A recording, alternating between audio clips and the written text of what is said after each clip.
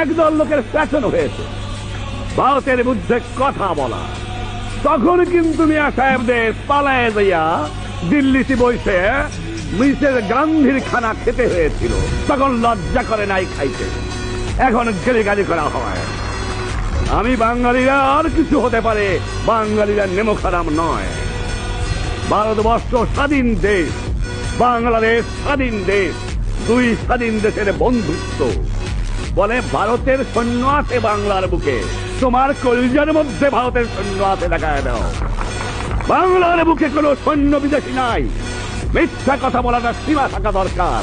বাংলার জনগণের সৈন্যের প্রয়োজন নাই। আমার সৈন্য কারা? আমার সৈন্য বাংলাদেশের 7.5 কোটি মানুষ।